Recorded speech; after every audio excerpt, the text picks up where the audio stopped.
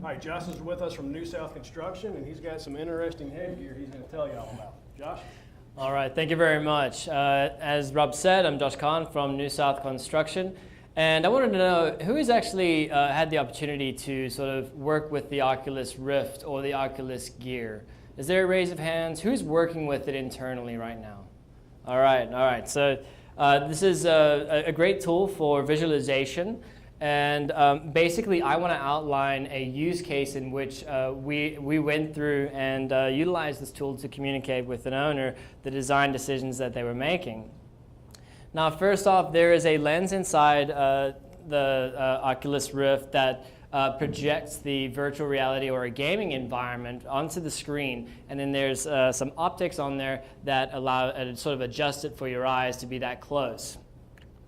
And you know, when we bought this tool, we were looking at for an opportunity for a use case, and we were recently presented with one where a design team had actually relocated some ductwork in a mechanical room so that it was in the only location that it could be. Now, does this sound familiar to anybody? Is this something that they've run into before?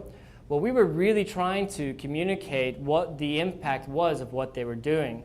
So we put together a team. We pulled the subcontractor, the MEP, and we also looked at the design intent models.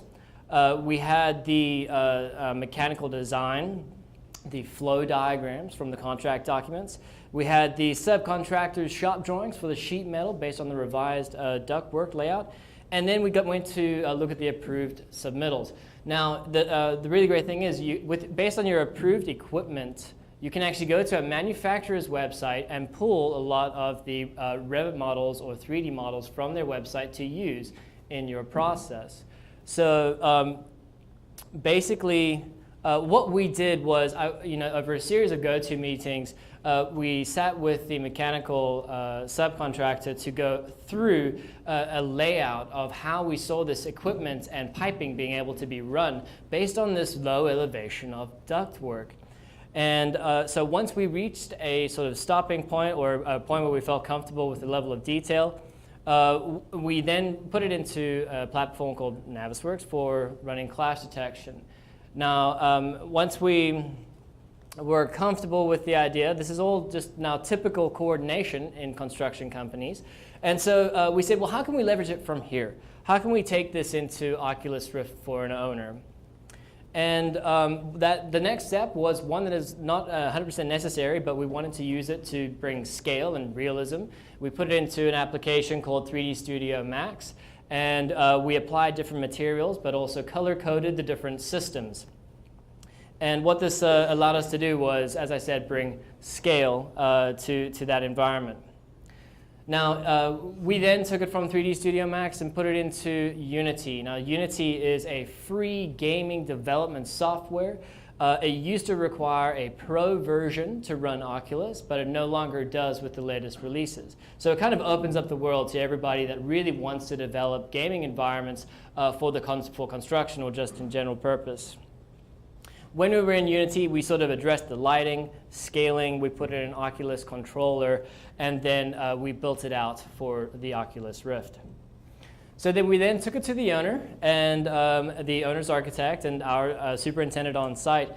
And the response that we got was quite interesting because there was some skepticism to start as to whether this tool would actually have an impact for this purpose.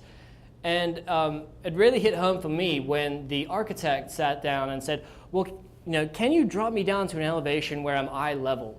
And the whole point of us doing this was to make them realize that their ductwork was actually too low. So we put the camera at eye level. And my point to him at the end was, well, that is exactly the elevation where you're going to be running that ductwork. So now he was a little bit concerned, and then after that, we were able to go through the different layouts for piping and equipment to make sure that everything was still actually accessible.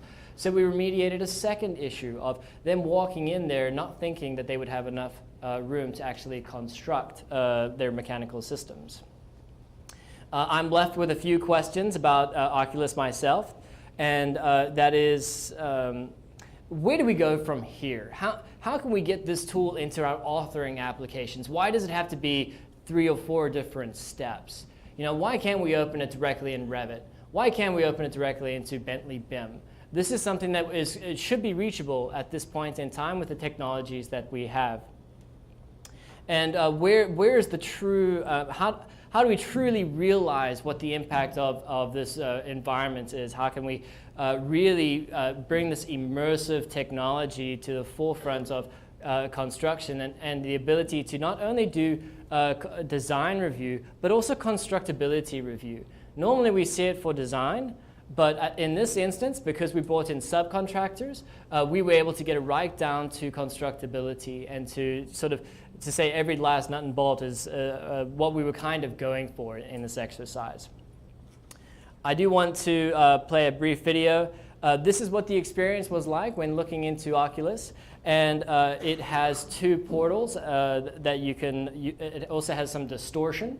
Now the lenses that are in Oculus Rift actually account for this, and so it makes it look 3D in the end. So I'm going to go ahead and play this.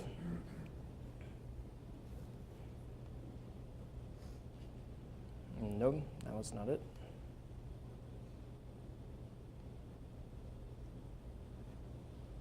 Does it take a second to load? Okay, well, no worries. Basically, I have this file set up for anybody that actually wants to take a walk through this exact space and to have this experience. We'll be set up after the presentations are completed today. Okay? Thank you very much.